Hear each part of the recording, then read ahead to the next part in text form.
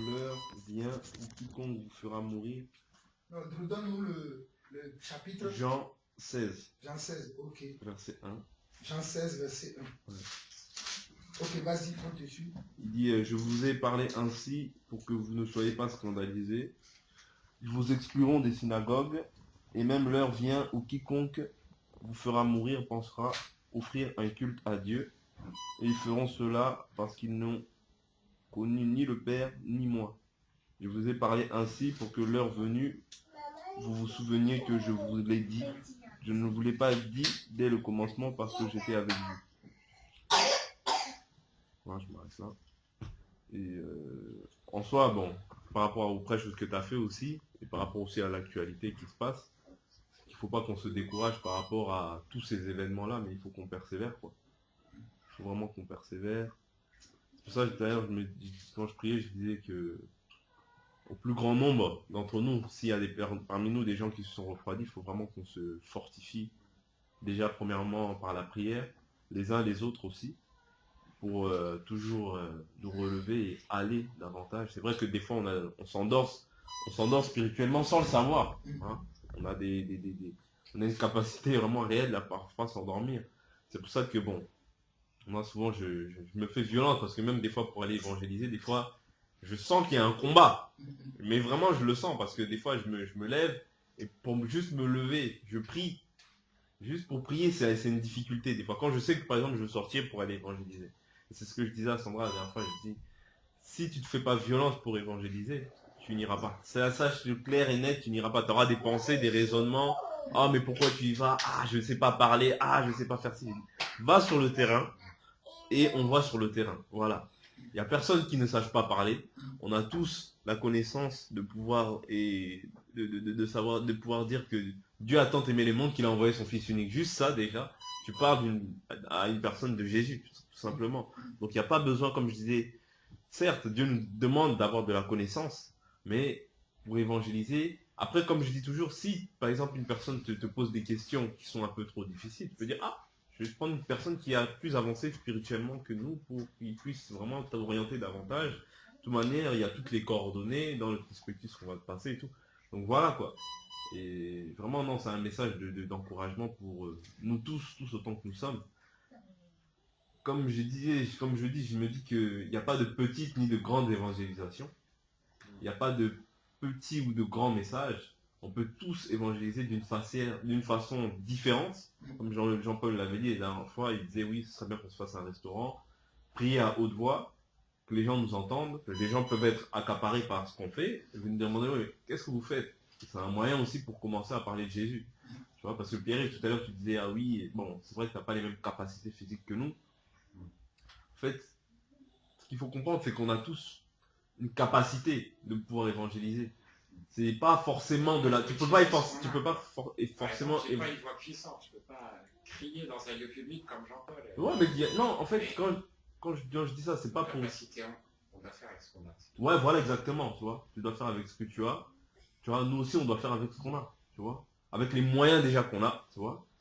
Et il n'y a pas besoin de beaucoup d'argent ou de choses extraordinaires. Par exemple, tu vois, même le fait que tu mettes, par exemple, ça sur Internet ou sur une page Facebook, si tu as des amis, un ami qui parle à un ami, un ami qui parle à un ami, il t'a en contact, ben voilà. C'est une façon aussi d'évangéliser, tu vois. C'est une façon de proclamer la parole. Et puis voilà, moi, c'est vraiment un message d'encouragement que je voulais donner à l'Église, que qu'on puisse vraiment se fortifier sur base de la parole, sur base de la parole, et qu'on n'abandonne pas. Qu'on n'abandonne pas, parce que déjà le fait même qu'on soit en Christ, c'est déjà un combat. Parce que moi, hier soir, je le voyais. Par exemple, tout à l'heure, de ce que tu parlais là, tu disais que oui, Satan peut. Il y a des persécutions qui arrivent parce que Dieu veut te former. Il y a des persécutions qui arrivent parce que Satan envoie aussi peut-être des personnes pour pouvoir te décourager. Par exemple, moi hier, j'étais à un mariage, le mariage de ma cousine. Il y a mon cousin qui vient me voir en me disant, oh, pourquoi t'as maigri comme ça? Hein? Donc ça y est, quand tu commences à prier, hein, tu fais des jeûnes, hein? Non, c'est pas comme ça. Avant, t'étais pas comme ça. Hein? Pourquoi t'as maigri comme ça? Hein? Parce que tu fais des jeûnes, hein? Tu fais des jeûnes, quand si tu commences à prier. Hein? C'est n'importe quoi ça. Hein? Non, tu rentres dans des milieux sectaires. Hein? Et tu vois, sur le coup, ça m'a fait mal.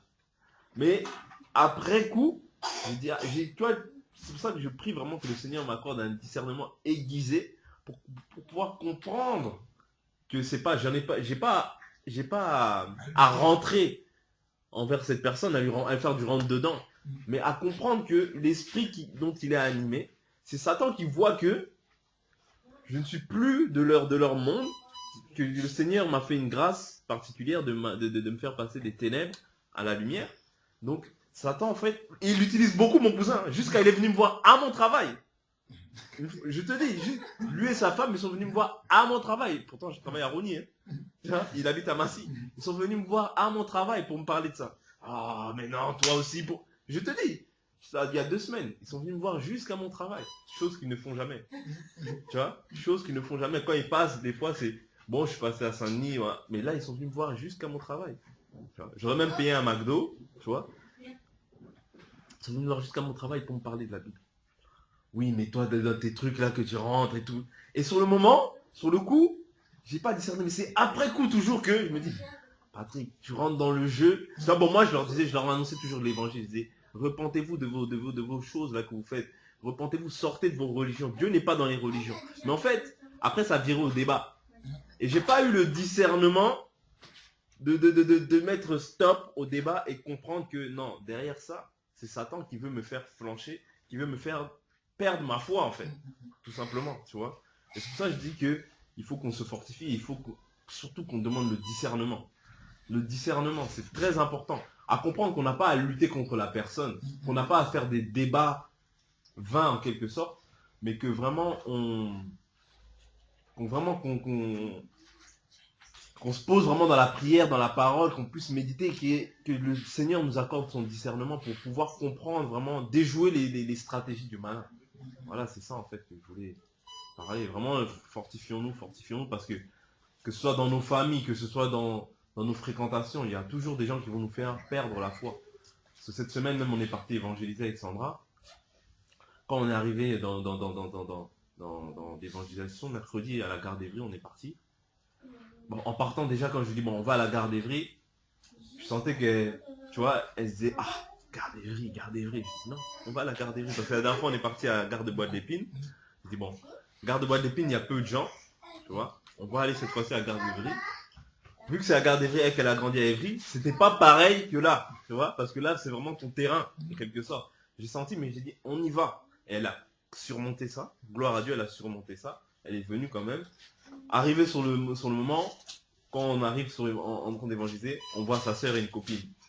Et dès que je les ai vus, tu vois, dès qu'ils arrivent, malgré tout, ces gens-là, même si on est dans le Seigneur, ils ont une influence comme ça sur nous. Tu vois, ils ont une influence, un impact. Parce que quand on nous voit évangéliser, ils ont commencé à lui parler. Et j'ai senti, mais je ne lui ai pas dit, qu'il y avait il y avait de la résistance. Voilà. Maintenant, c'est bien parce qu'elle a réussi à surmonter ça. Tu vois, malgré tout, elle a réussi à surmonter ça. Elle est passée au-delà de ça. Tu vois, elle n'a pas à regarder simplement à ceux qu'ils allaient dire, comment ils allaient penser d'elle. Parce qu'au début, elle s'est arrêtée, elle a commencé à parler avec eux. Mais non, quand tu vois que c'est comme ça, justement, toi, tu es venu pour un travail. Continue ton travail. Comme moi, mon téléphone, il a sonné. Elle me dit, mais pourquoi tu réponds pas? Je dis, non, je suis pas venu pour parler au téléphone. Tu vois, là, je suis venu faire, comme Jésus l'a dit, je suis dans le travail de mon père. Tu vois, j'accomplis d'abord le travail de mon père. Les appels, ça viendra ensuite. Si je commence à appeler, oui, ça va, ah, ça va, oui, qu'est-ce que tu fais? Oui, je suis en train de vous dire, ah, mais pourquoi? Ah, mais... Tu vas rentrer dans des distractions et tu vas, en fait, perdre peut-être certaines personnes qui sont venues, tu vois, que le Seigneur peut-être a mis entre ton chemin, quoi. Tu vois, et sur ça, j'ai dit, non, je réponds pas, je suis pas venu pour parler au téléphone. Là, actuellement, on est venu pour évangéliser. Faut pas qu'on se trompe de sujet ou voilà, tu fais quelque chose, chaque chose dans son temps. Le téléphone, ce sera après. Là, on évangélise. Voilà. C'est pour ça que quand on est en évangélisation, il faut éviter d'être distrait parce que c'est aussi un moment où Satan envoie des gens pour que on soit distrait. Pour pas qu'on annonce réellement l'évangile, tu vois, pur, tu vois. Et c'est bien parce que tu as réussi à passer au-dessus de ça. Tu as réussi à voir ta sœur sortir de ça et revenir avec moi pour évangéliser. Parce que toi, tu n'étais pas venu pour voir ta sœur, tu vois. Tu n'étais pas venu pour voir les gens, mais on est venu vraiment pour annoncer la parole de Dieu. On l'annonce, peu importe les gens. Mais ça, c'est des distractions, c'est normal. Satan envoie des gens pour qu'on soit distrait. Pour qu'on soit distrait. Parce que ce qu'on fait là, ce qu'on fait, c'est pas... C'est vrai, c'est petit, c'est peut-être petit, mais aux yeux de Dieu, peut-être que c'est pas petit. Peut-être qu'il y a des chrétiens qui ont fait 20 ans dans les églises, ils n'oseront pas faire ça. La preuve, la personne qui est venue te parler, c'est une personne qui prie dans les églises. Mais elle dit, mais quel courage vous avez pour venir comme ça parler de Dieu. Waouh, waouh, waouh. Voilà, parce que... Mais c'est une forme de distraction quand même, tu vois. C'est une forme de distraction quand même. Même si elle t'encourage, mais c'est une forme de distraction. C'est pour ça qu'il faut, quand tu vois ça, si tu vois que la personne, elle connaît le Seigneur, je ne vais pas perdre mon temps avec ça. Tu vois, c'est comme une fois, on était à la gare d'ici, tu m'as dit, oui, mais il y a la sœur d'Adèle. Elle est chez Kweto, non? Mais pourquoi? J'ai dit, mais si elle prie chez Kweto, elle connaît déjà la parole. J'ai pas le temps à perdre encore avec elle. Tu vois, il y a des gens qui sont peut-être à côté, qui ne connaissent pas la parole. J'ai dit, tu m'as dit, oh, mais Kweto. J'ai dit, mais non, Kweto, il annonce quand même une certaine vérité, qui est que Jésus est le chemin, la vérité et la vie. Maintenant, après, il y a des mensonges, mais il faut savoir vraiment être dans les Écritures, vraiment plonger dans les Écritures pour comprendre et discerner. Tu vois? Mais dès lors où toi, tu as la vérité, après, Dieu aussi nous recommande de lire ta parole pour pas être envoyé, ballotté à toute vent de doctrine. Tu vois? Donc c'est à toi aussi de faire un travail. Tu vois? Mais dès lors où elle connaît, elle sait qui est Jésus, dès lors où elle sait qu'il est la porte, pourquoi je perds mon temps encore avec elle? Tu vois? Parce qu'elle me disait, ouais, mais les témoins de Jéhovah, je dis non, parce que les témoins de Jéhovah, eux, ils sont dans une doctrine. Tu vois? Je connaissais pas leur doctrine. Tu vois? Je ne connaissais pas leur doctrine. Mais dès lors où maintenant eux aussi m'ont dit que, oui, ils savent que Jésus est le chemin, la vérité et la vie, moi, c'est ça qui m'importe, hein. C'est ça qui m'importe. Mais maintenant, dans leur esprit, il faut qu'ils sortent des religions, de la religion. C'est pour ça que je leur ai parlé au témoin de Jéhovah et pas à elle, parce que elle, je me dis, c'est inutile. Il y a des gens vraiment qui ont vraiment ce besoin-là de connaître qui est le sauveur de leur vie, tu vois. Donc c'est vraiment l'exhortation que j'avais à faire, tu vois. Et vraiment fortifions-nous, parce que c'est vraiment pas facile. C'est vraiment pas facile. Et comme il dit le frère Jean-Paul, ce week-end-là, moi-même, tu vois, au travail, avant qu'il y ait les attentats, tout ça, je me suis dit, ah, ce week-end, quand même, je vais essayer, par exemple, de jeûner. Mais dès lors où j'ai vu ça, dès lors où on m'a commencé à m'appeler, on m'a mis ça, ah, ouais, j'étais sur ça, waouh, waouh. Je sais, alors, encore pire quand on m'a dit que le gars, je le connaissais. Mais le gars, je le connais, voilà. Donc, j'étais sorti de...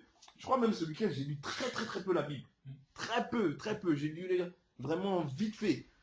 Or que d'habitude, que ce soit en semaine, en week-end, si je trouve toujours un temps, que ce soit au travail, parce que moi, j'ai beaucoup de temps vraiment au travail, parce que vraiment, je suis tout seul. Je suis là, je suis dans ma pièce comme ça.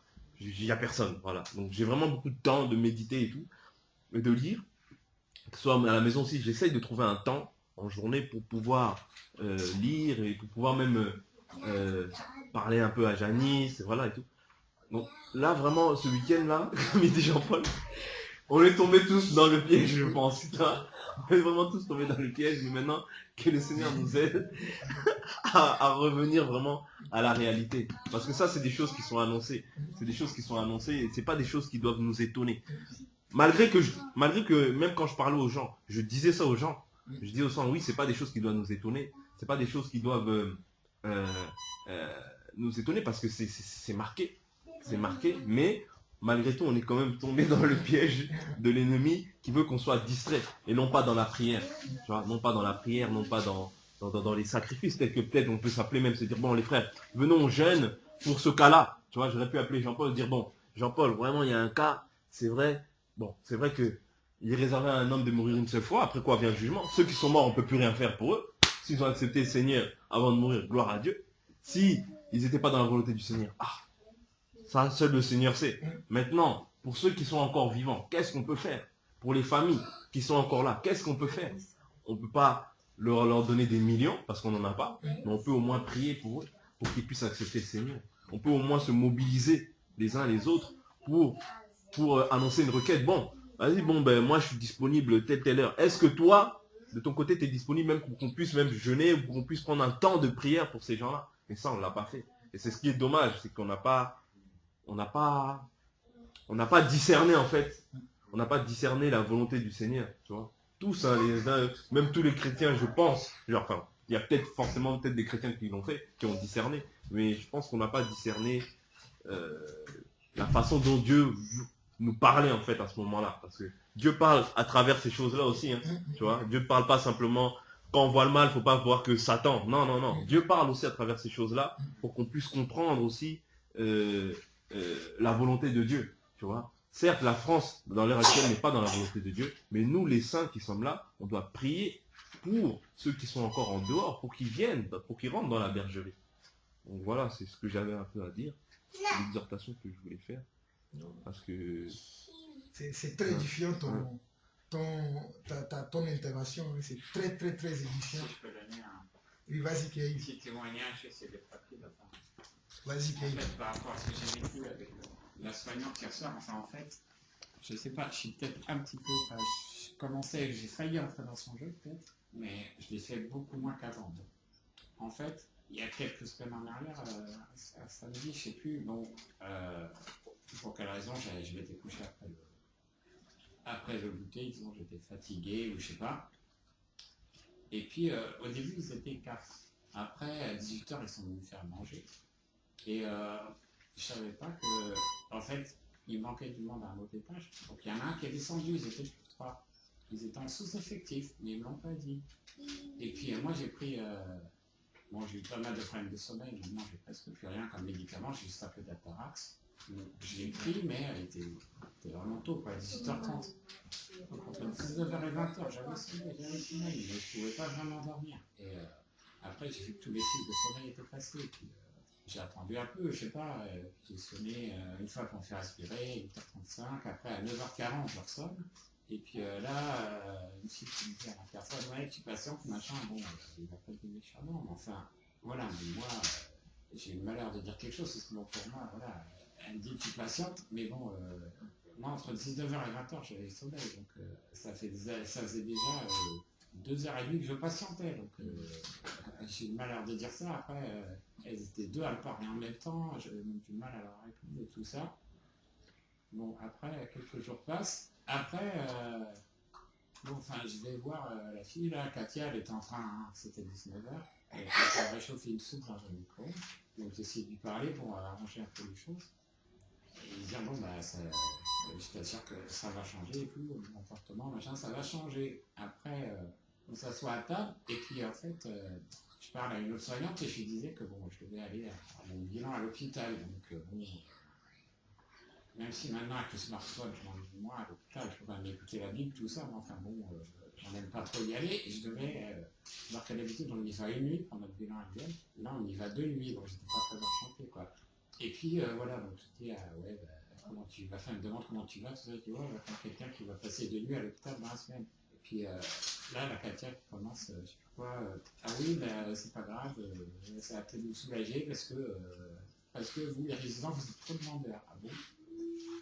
Donc après, depuis que ça s'est passé, ça m'est arrivé 2-3 fois de me retrouver au lit après visiter, mais ce que j'ai fait, mon appareil, je l'ai plus pris à 18h30. Donc, et j'ai pas sonné après 20h30, après leur pause. J'ai attendu qu'ils viennent d'eux-mêmes pour m'installer pour la nuit. Et là, quand ils venaient, je prenais mon Atarax. Et franchement, c'est déjà un petit sacrifice parce qu'en fait, quand je suis au fauteuil, il y a 8h30, ils savent que je suis fatigué, et puis je suis dans ceux qui veulent aller se coucher tôt, donc je me couche tôt. Et en fait, quand tu es au lit, ben, tu ne te retrouves pas couché beaucoup plus tard, mais finalement, il faut te coucher plus tard. Donc j'en suis venu à la conclusion que si j'ai mal, tout ça, vraiment, j'ai du mal à rester au fauteuil. Là, je peux me coucher, mais si c'est pour être parce que je suis fatigué, finalement, ça sert à rien, parce que je vais te coucher encore plus tard. Donc voilà, donc je suis en colère et tout, je passe ces détails. Et puis après, là j'ai un tout petit peu commencé à écrire une lettre. Et hier soir, bon en fait, il y a des trucs par rapport à Jésus, en fait, j'ai dit des trucs, j'ai même plus vraiment pensé trop au contexte actuel entre elle et moi, quoi. En fait, bon, il y a d'abord quelqu'un qui me pose une question, ouais, Jésus, est-ce que c'est un prophète, pas, tout ça, on n'était pas chrétiens, on avait un catholique, l'autre, une évangélique, c'est celle dont le culte a été annulé là, et moi, et bon, il y en a qui disaient oui, enfin moi j'ai dit c'est un prophète, et c'est un prophète, et l'autre qui dit non, non, c'est pas un prophète, tout ça. Après, on est un peu arrivé à un accord, c'est expliquer ce que vous voulez dire. voilà, et puis après, j'ai dû évoquer la réalisation, je sais pas quoi. Et puis, ou ce qu'il y avait après là-bas, et puis quelqu'un qui commence à dire ah oui, mais de toute façon, on sait pas, machin, est-ce que tu étais là et tout. Et donc, en fait, déjà, j'ai pas pensé à lui dire tout de suite, à lui parler de l'apôtre Paul. En fait, ça m'arrive souvent, comme ça. Je pense à j'ai une discussion avec quelqu'un, et puis après coup, je me dis ah, j'aurais dû dire ça, ah, j'aurais dû dire ça. J'ai pas pensé à Paul, et j'ai essayé, bon, j'ai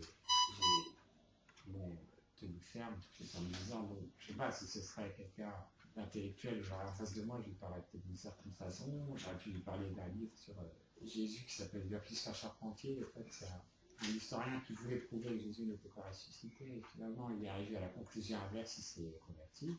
Mais non, je me suis dit, on est quelle date aujourd'hui? On est 2015. Donc j'ai dit, bon, donc il y a 2015 ans, il s'est passé quelque chose, tout ça.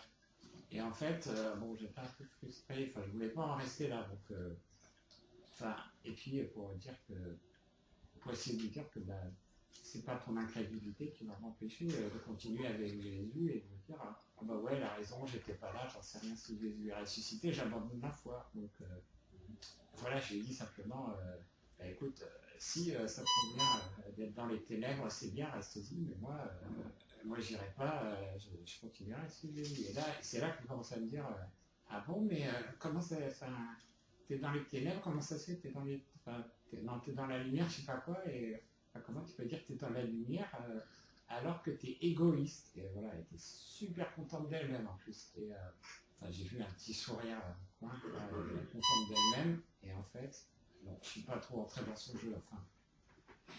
En fait, d'abord, je lui ai dit, là, c'est toi qui es en train de me juger.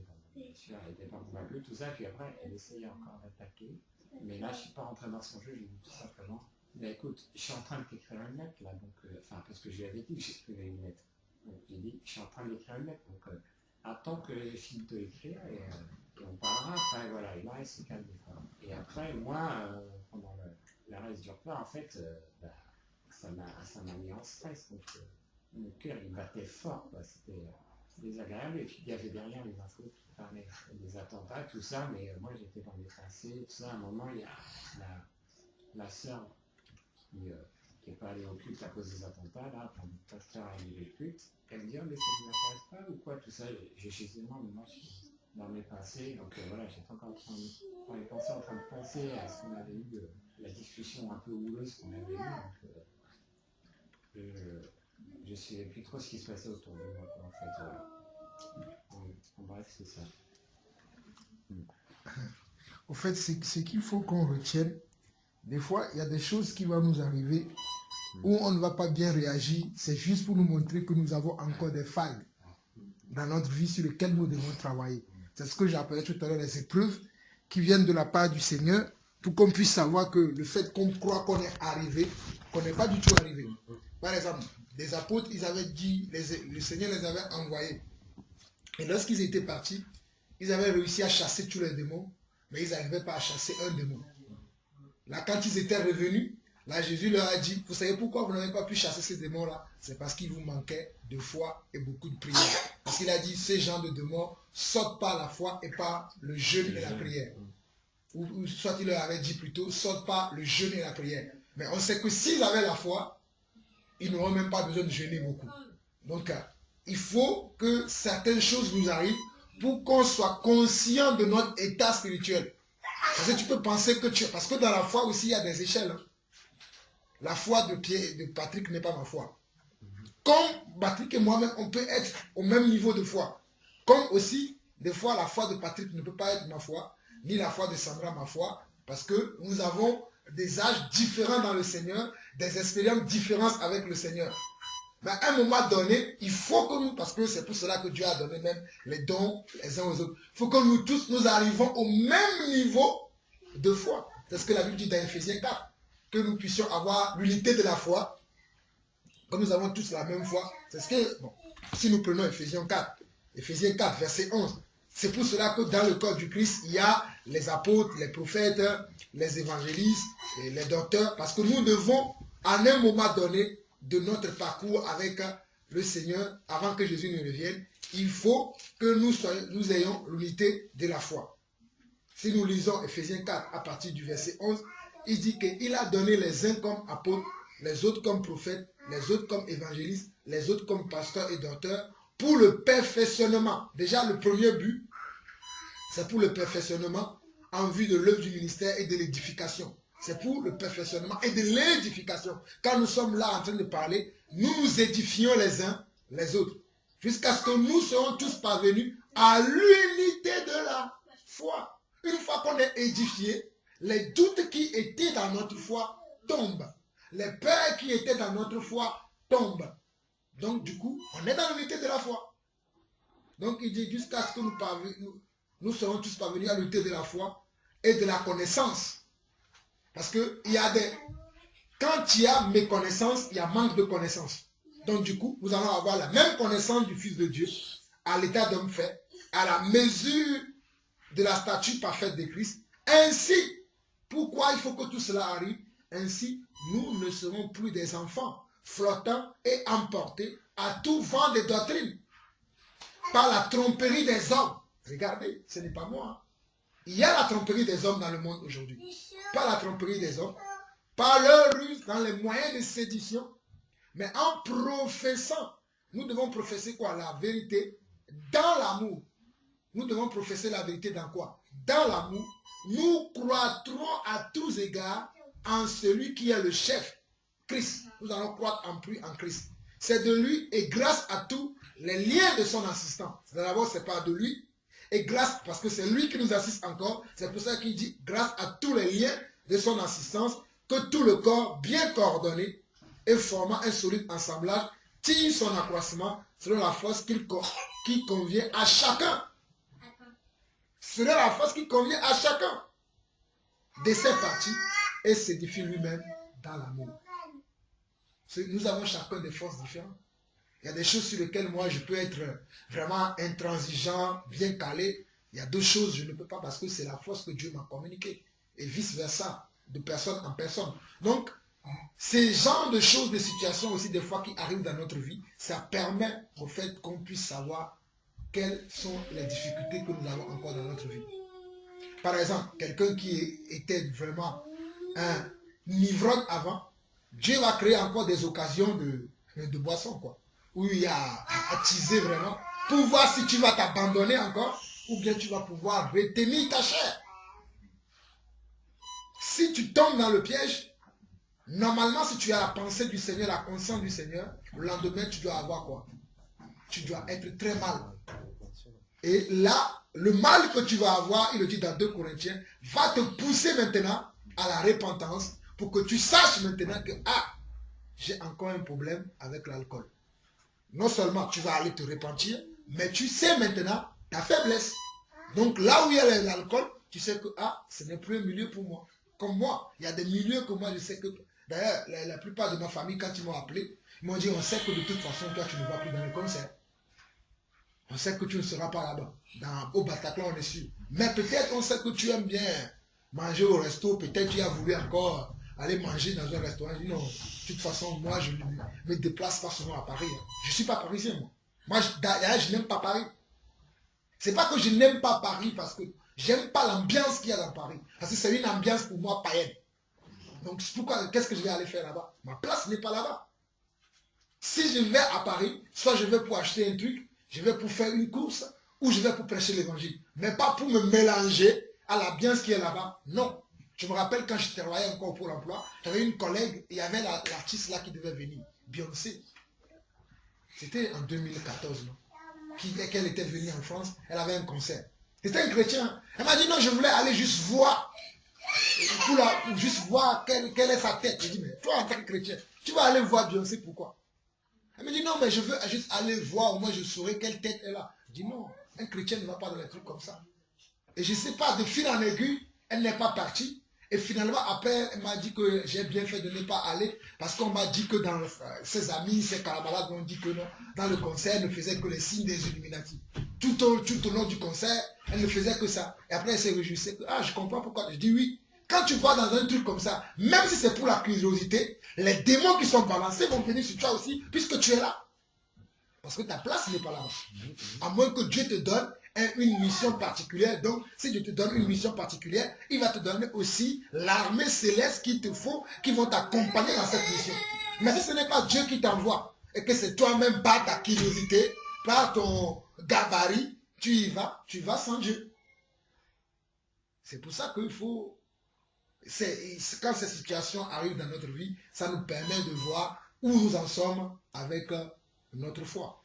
Bon, pendant qu'on parlait de cela, il y a eu un truc qui m'est venu dans la tête, que quelqu'un m'avait rappelé cette semaine. La dernière fois, quand on parlait des témoins de Jéhovah, c'était toi, Patrick, qui parlait de ça. Tu disais que les témoins de Jéhovah disaient que le paradis sera sur la terre, et que toi, tu disais que le paradis serait au ciel. Je sais pas, c'est ça, non? Non, parce que non, eux ils disaient que... Paradis, c'est ici. Eux ils disaient que le paradis il est déjà là sur terre. Ah, Tu vois, ils disaient quelque chose comme ça, tu vois. Ils disaient que le paradis ce sera sur terre ici, tu vois. Ils disaient un truc comme ça, je sais plus exactement. En tout cas, ce que nous devons savoir, le paradis, quand on dit qu'un chrétien, quand déjà on dit qu'un chrétien meurt, il va dans la présence de Dieu, ce n'est même pas le paradis. Parce que le paradis, ce sera la nouvelle terre que Dieu va créer. Et c'est ça que quelqu'un avait attiré mon attention là-dessus.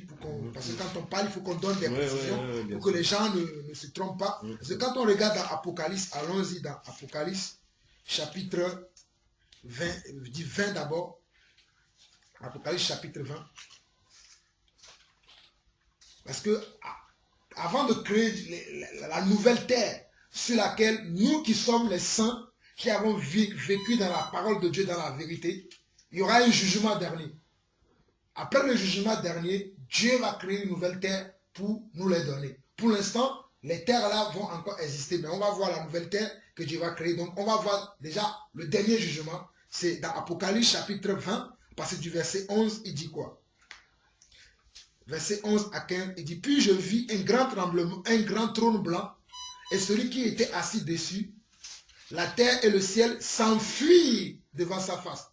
Donc on voit que la terre et le ciel vont disparaître le jour de la dernière, du dernier jugement. Le jugement final, la terre va disparaître. On dit, la terre et le ciel s'enfuient devant sa face, et il ne fut plus trouvé de place pour eux. Et je vis les morts, les grands et les petits, qui se tenaient devant le trône, des livres furent ouverts. Là, on comprend que les morts qui seront dans les cieux, c'est-à-dire les saints, et ceux qui seront restés aussi en enfer, vont revenir, c'est ce que la terre va redonner. Toutes ces deux entités, c'est-à-dire deux catégories de personnes, vont se retrouver maintenant dans la présence de Dieu, afin que chacun reçoive le prix de sa course. Et là, on nous dit que, verset 12, « Et je vis les morts, les grands et les petits qui se tenaient devant le trône. Des livres furent ouverts, et un autre livre fut ouvert, celui qui est le livre de vie. Et les morts furent jugés selon leurs œuvres, d'après ce qui était écrit dans ces livres. La mer rendit les morts qui étaient en elle. La mort et le séjour des morts rendit les morts qui étaient en eux, et chacun fut jugé selon ses œuvres. Puis la mort et le séjour des morts fut jeté dans les temps de feu. C'est la seconde mort, les temps de feu. Quiconque ne fut pas trouvé écrit dans le livre de vie fut jeté dans le temps de feu. Donc il y a deux morts. J'ai l'habitude de chanter une chanson où je chante souvent, lorsque je prêche, je chante souvent, je ne mourrai pas la seconde mort, ma vie est cachée en Jésus.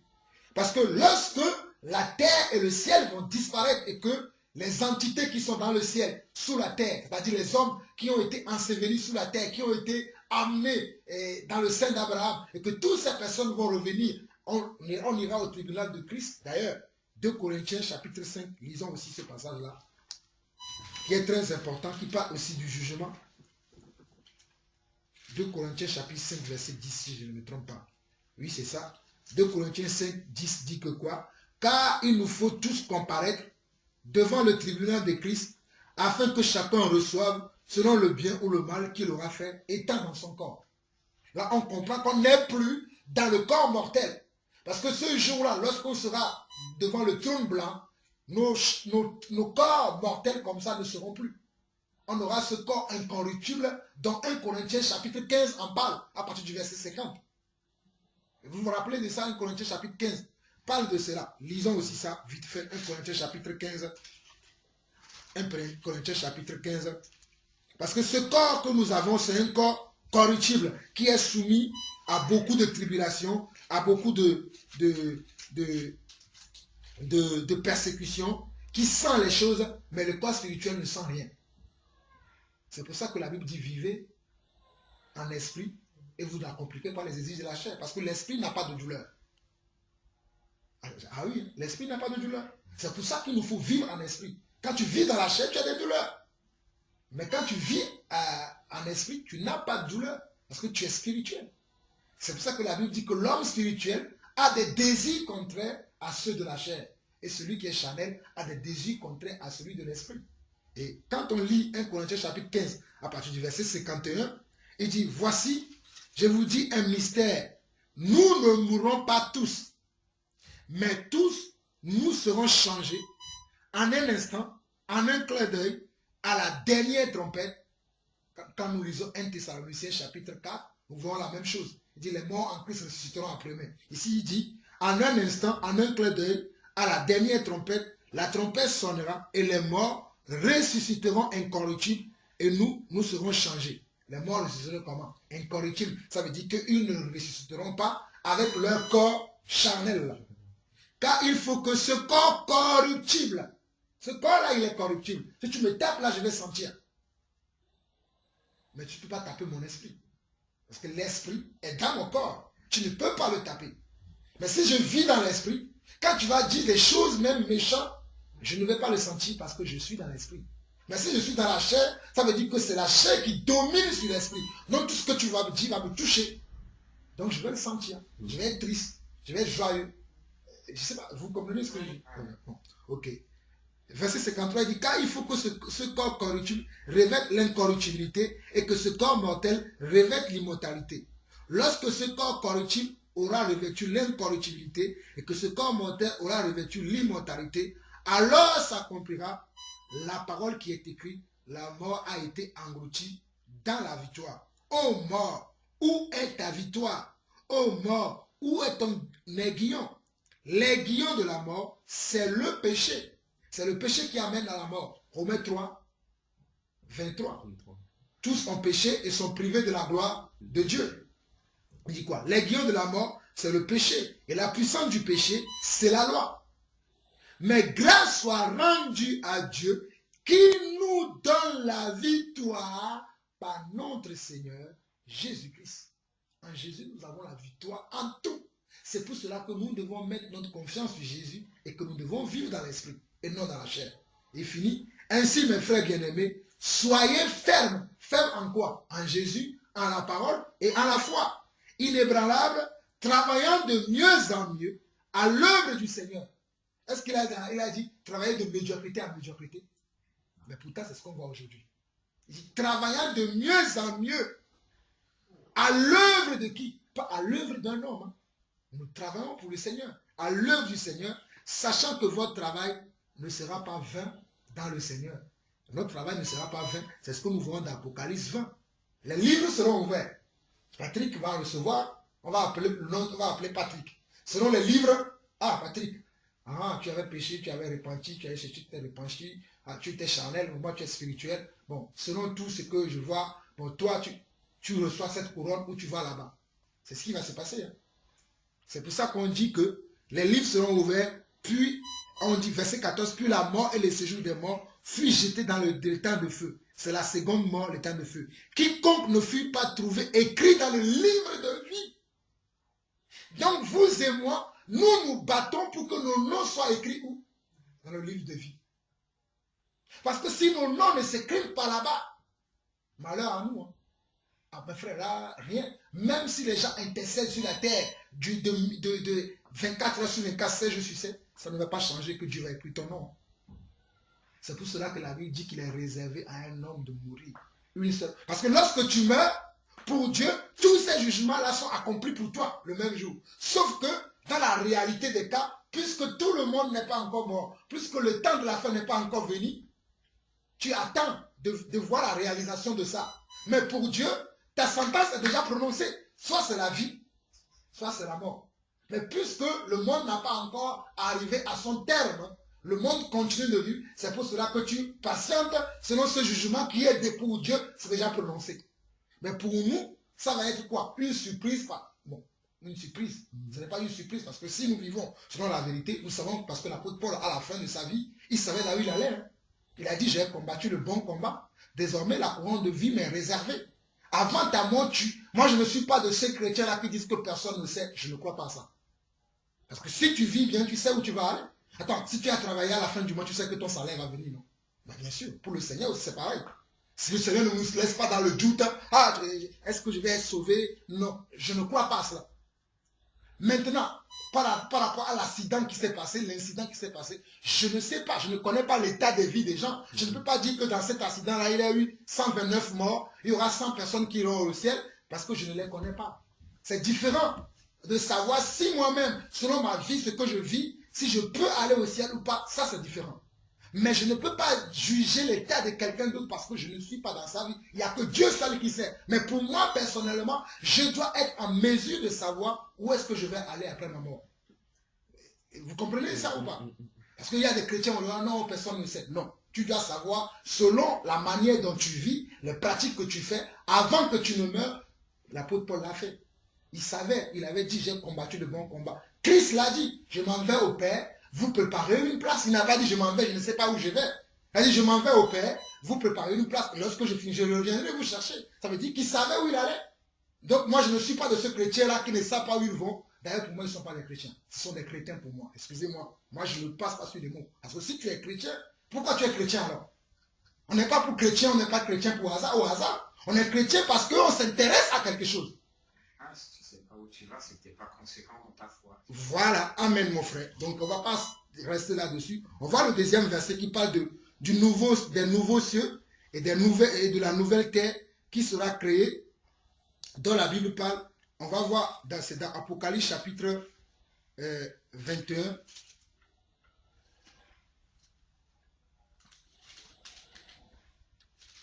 On peut lire déjà à partir du verset 21. C'est écrit même déjà. Mais Apocalypse 21. Il dit, c'est juste à le chapitre suivant, l'Apocalypse 20, où on était avant d'aller dans 1 Corinthiens. Il dit, puis je vis un nouveau ciel et une nouvelle terre, car le premier ciel et la première terre avaient disparu et la mer n'était plus.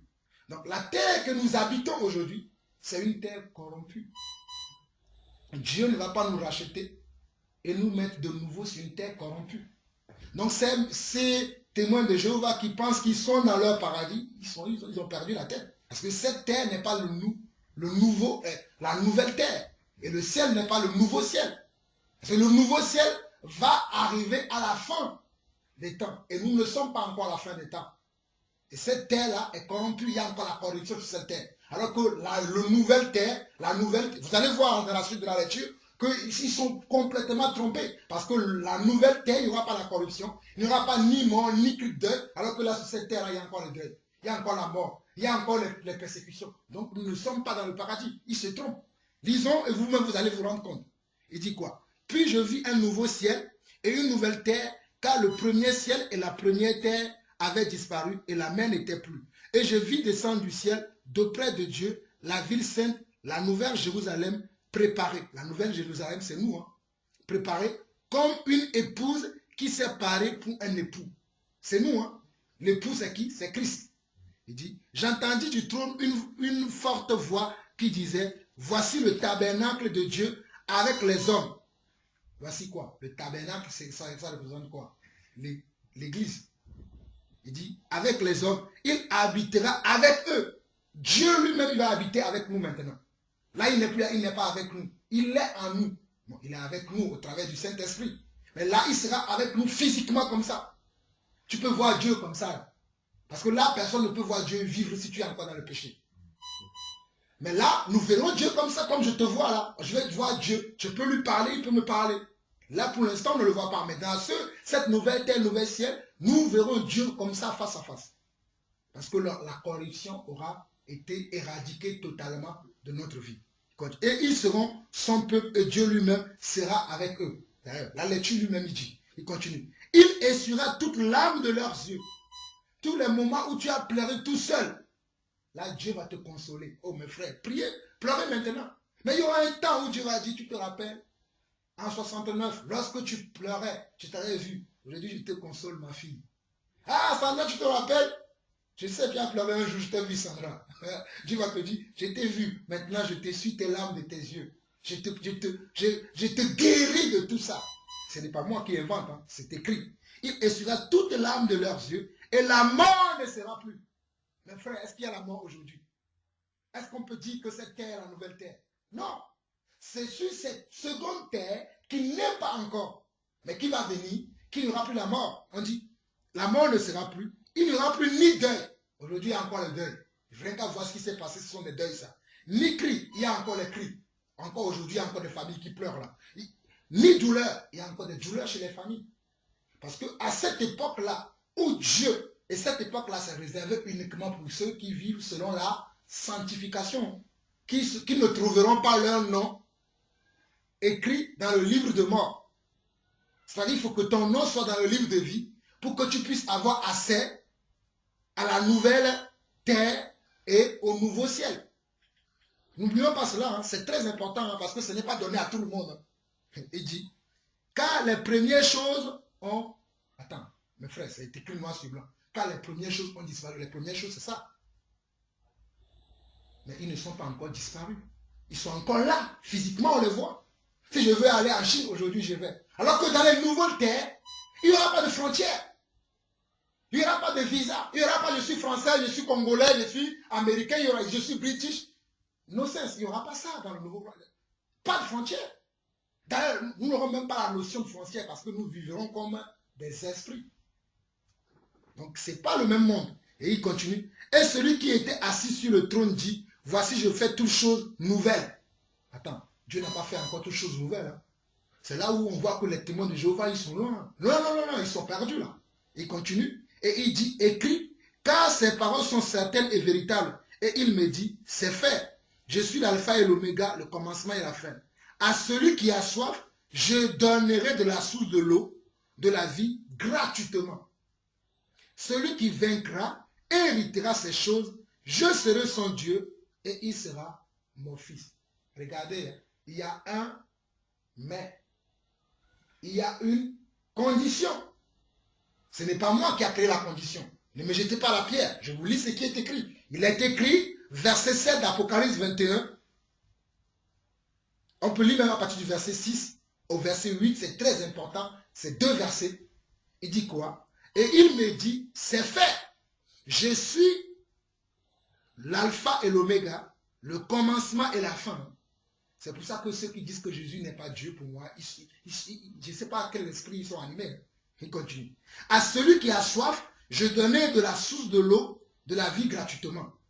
Celui qui vaincra, pour vaincre, il faut qu'il y ait un combat. Il faut qu'il y ait une lutte.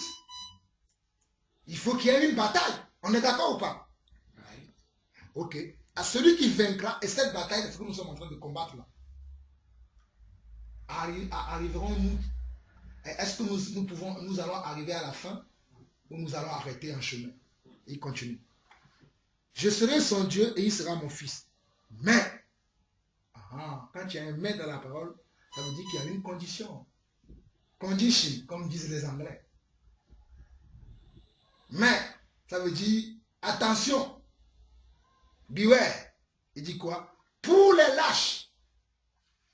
Et je vous assure, il y a beaucoup de chrétiens qui sont des lâches aujourd'hui, qui malheureusement, je dis malheureusement, ne verront pas ni la nouvelle terre, ni le nouveau ciel à cause de leur lâcheté. Ce n'est pas moi qui décide de cela. Moi, je lis ce qui est dans la parole. Après, il ne faut pas qu'on dise que moi, je lis ce qui est écrit. C'est la parole qui va nous juger. Hein. Mes frères, plaçons un doigt ici. Si Dieu permet que j'insiste, allons lire Jean 12, verset 48. Jean 12, et n'oubliez pas, c'est des versets qui sont dans ma tête. C'est pour cela que j'aime pratiquer la parole telle qu'elle est écrite. Je n'aime pas ajouter ni retracer. Si je ne comprends pas encore, je travaille pour comprendre. Mais je ne vais pas me précipiter pour faire quelque chose, après me dire que je me suis trompé. Parce que c'est avec cette parole que je serai jugé. Jean 12, 48. Lisons nous-mêmes. Il est écrit que c'est cette parole qui nous jugera à la fin. Dieu ne va pas venir nous juger avec autre chose. Jean 12, verset 48. Jean 12, verset 48. C'est des versets que je connais par cœur parce que ça, à chaque fois que je veux faire un truc, ce verset vient dans ma tête. N'oublie pas que ce que tu fais, ce n'est pas la parole. La parole va te juger. Il dit quoi? Jean 12, verset 48, il dit, celui qui me rejette et qui ne reçoit pas mes paroles à son juge.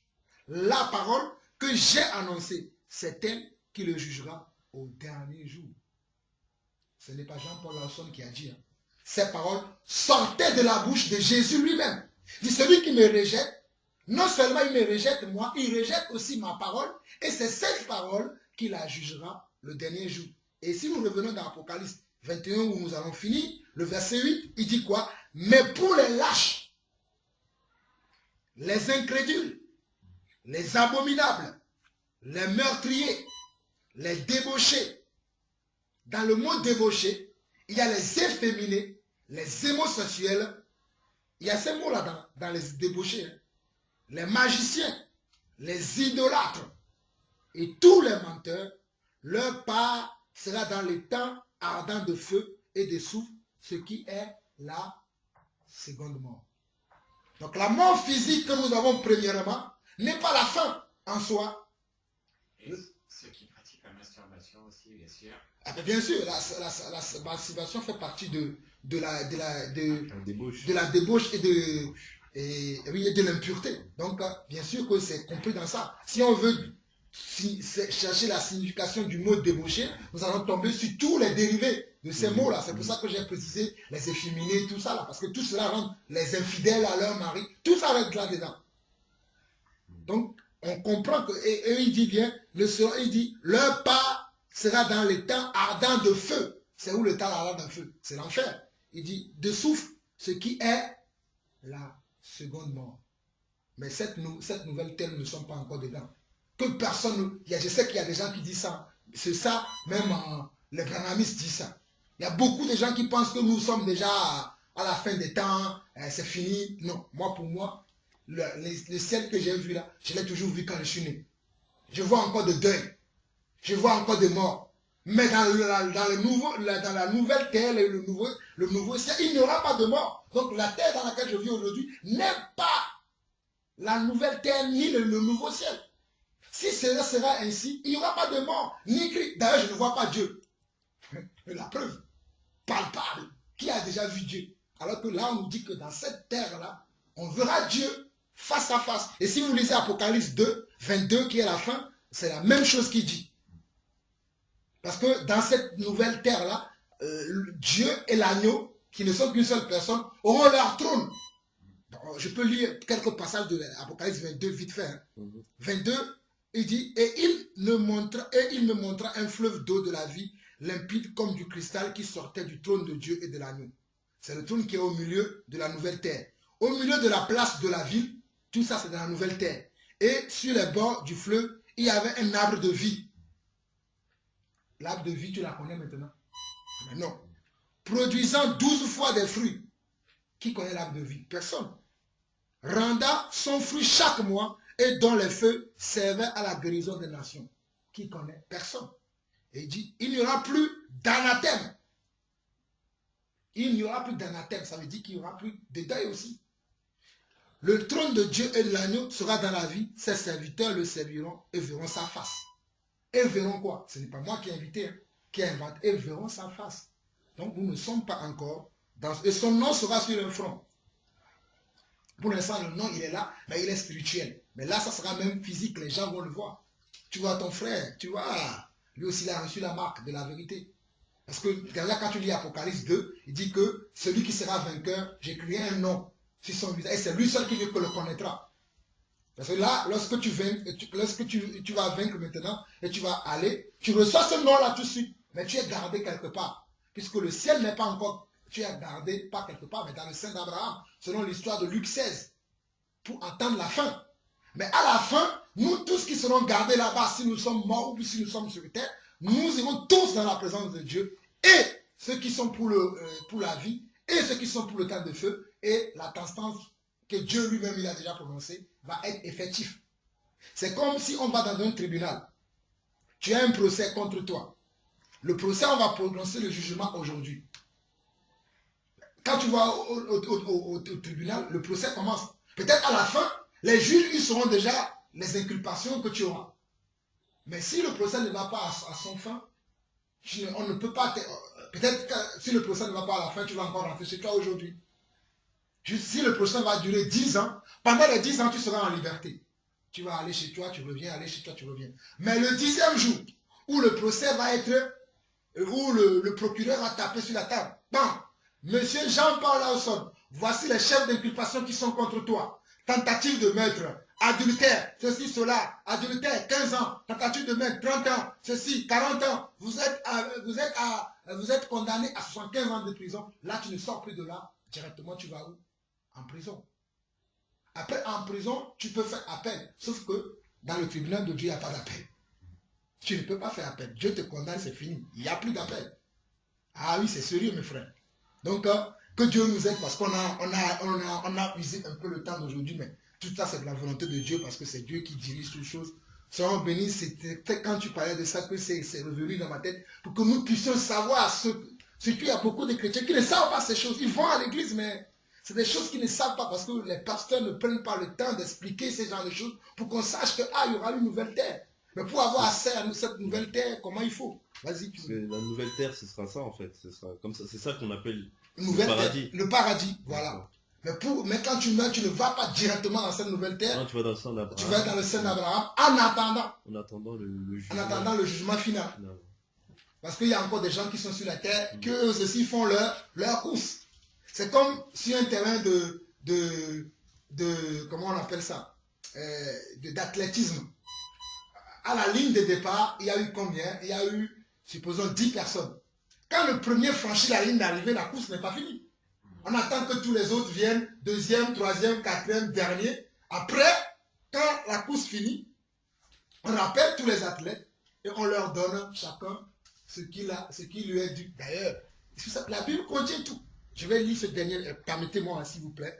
Et je vous affirme que ça, je vais m'arrêter sur là. Mais c'est un verset qui est intéressant. Parce que Paul en a parlé de ça dans 1 Timothée. Il dit, je cours pour tâcher de l'atteindre. Que l'athlète n'est pas couronné s'il n'est pas combattu. Voilà. Selon les règles. C'est dans 2 Timothée chapitre 2. On va lire du premier verset au verset 5. Et on va s'arrêter là aujourd'hui. Que Dieu vous bénisse de votre patience. Il dit, 2 Timothée chapitre 2, verset 1 à 5. Dis, toi donc mon enfant, fortifie-toi dans la grâce qui est en Jésus-Christ. Et ce que tu as entendu de moi, en présence de beaucoup de témoins, confie-le à des hommes fidèles qui soient capables de les enseigner aussi à d'autres. C'est ce que nous sommes en train de faire.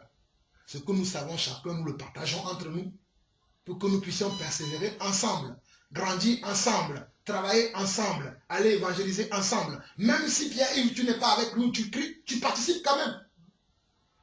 Ça, ça, c'est quelque chose que je sais que tu digères mal. Parce que tu n'es pas avec nous tout le temps, tu ne cries pas. Non, frère, tu participes quand même. Parce que il y a ton argent qui fait les prospectus. Il y a ton écriture dans les prospectus. Qui a écrit? C'est toi. Donc, ce n'est pas forcément que tu dois être là aussi à train de crier. Non. Il ne faut pas aussi que toi, tu l'as dit. C'est Satan qui te met ça dans la tête. Il faut maintenant que tu... Quand je peux, si je peux. Voilà, c'est quand si tu peux, si tu peux. Tu as bien compris. Donc il dit, et ce que tu as entendu de moi, bon, on a déjà lu verset 3. Souffre avec moi comme un bon soldat de Jésus-Christ. Il n'est pas de soldat qui s'embarrasse des affaires de la vie s'il veut plaire à celui qui l'a enrôlé. Ça, c'est même clair. Il y a des gens aujourd'hui qui veulent appartenir à Christ, mais ils veulent aussi appartenir au monde. Non, non. Comment tu peux dire que tu es dans l'armée et on te voit avec l'agent de sécurité? Tu n'es pas un agent de sécurité. Tu es un armé de terre. Tu ne peux pas. Soit tu es armé de terre, ou soit tu ne l'es pas. Soit tu es chrétien, soit tu ne l'es pas. Soit tu es disciple, soit tu ne l'es pas. Il n'y a pas de juste milieu. Moi, je suis chrétien réformé. Moi, je suis chrétien évangélique. Moi, je suis chrétien baptiste. Ça, ce sont les hommes qui ont fait ça. Mais dans la Bible, il n'y a pas ça. Il y a les disciples de Jésus-Christ. C'est pour ça que moi, je me présente toujours comme disciple de Jésus-Christ. Verset 5, il dit, et l'athlète n'est pas couronné s'il n'a pas combattu suivant les règles. Je m'arrête là et je prends un exemple. Lorsque vous savez que les athlètes vont courir, il y a une ligne blanche qui est souvent délimitée sur le terrain. Ils doivent tous mettre leurs pieds soit sur la ligne ou derrière la ligne. Avant que la course ne commence, l'arbitre regarde pour voir ceux qui ont déjà, si c'est sur la ligne, il vérifie si tout le monde... Si tu n'as pas ton pied sur la ligne, il ne va rien te dire. Hein. Tu ne vas pas venir te dire que non, mets ton pied sur la ligne, ne te dit rien. Lui, il note à celui-là, son pied a dépassé la ligne, il note. Celui-là, son pied, il a respecté. Après, malgré ça, il va lancer le départ, le top départ. Soit 1, 2, 3, après les gens partent. Lui, pour lui, il ne va même pas te surveiller dans la course. Parce que pour lui, comme ton pied a dépassé, tu es déjà disqualifié. Tu vas revenir à la fin, il va te dire, mais tu es disqualifié. Et là, on te montre les images. C'est pour cela que même il y a beaucoup de caméras partout. Il y en a qui veulent contester. Je dis, bon, ok, regarde toi-même. Là, bouche fermée. Et c'est la même chose que Dieu va faire avec nous. Mais celui qui a les pieds en dehors de la ligne, qui a couru, qui ne s'est pas caché quelque part, après pour revenir tout de suite vers l'arrivée pour dire que non, il a déjà fait le tout. Lui aussi, le caméra, il y a un caméra qui les regarde. Et c'est la même chose dans le score du Seigneur. Il y a des gens qui se cachent, ils ne font rien, parce qu'ils ne veulent pas être embêtés. En d'autres mots, ils ne veulent pas la persécution. Ils ne veulent pas aller évangéliser dans la rue. Ils ne veulent pas témoigner. Ils vivent leur chrétienté dans le secret. On ne vit pas le christianisme dans le secret. Il faut que les gens sachent. Donc, si tu as vécu ton christianisme dans le secret, tu n'as pas combattu selon la règle. C'est quand tu cours, tout le monde va voir. Parce qu'il y a d'autres arbitres qui voient comment tu cours. Il y a d'autres gens qui te regardent. Tout le monde doit voir. Donc, à la ligne d'arrivée, c'est là où on sait comment tu as vécu, comment tu as parcouru ta course. C'est pour ça qu'il dit l'athlète. Et c'est un bon exemple que l'apôtre Paul a pris. L'athlète n'est pas couronné s'il n'a pas combattu selon les règles. Certes, il a combattu. Il a fait le tour, sauf que en partant, il a triché. Parce que le pied qui a dépassé la ligne, c'est un pas en avant plus que les autres. Donc c'est de la tricherie. Disqualifié tout de suite. S'il était trop loin, c'est pour sa pomme. Au lieu d'être devant la ligne, qui t'a dit d'aller trop loin? C'est toi-même qui es allé trop loin. Certes, tu n'es pas disqualifié, mais cela va te retarder dans la course. Puisque tout le monde est là, sur la ligne. Toi, tu es resté jusque-là, à cause de ta peur. Mais les autres qui étaient devant, ils ont couru. Ils sont arrivés avant toi. Tu t'énerves à la fin. Ce n'est pas leur faute. Tu n'avais qu'à mettre ton pied au même endroit que eux. Tu n'as pas fait, c'est ce qui se passe aujourd'hui. Hein. Tu vas dire à quelqu'un, il va te dire, tu es orgueilleux, tu es prétentieux. Attends, la Bible, elle est là pour tout le monde, non? Tu l'as empêché de les lire? Non. Toi, tu lis, tu as la connaissance, il t'envie. Que Dieu nous aide. Je ne vais pas trop parler parce que c'est ce qui se passe aujourd'hui. C'est pour cela que nous devons savoir en qui nous avons cru, quelle est notre identité, qu'est-ce que tu as reçu, et tu veilles sur cela pour ne pas être amené après à tout vent de doctrine. Que le Seigneur nous bénisse. Amen. Amen.